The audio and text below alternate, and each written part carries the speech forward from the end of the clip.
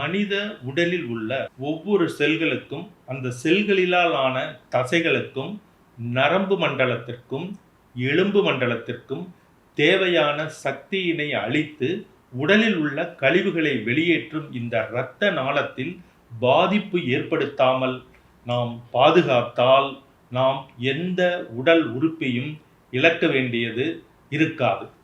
ஆகவே உடல் முழுவதும் தடையற்ற இரத்த ஓட்டத்திற்கு நம்மால் முடிந்த அனைத்தையும் செய்வோம்.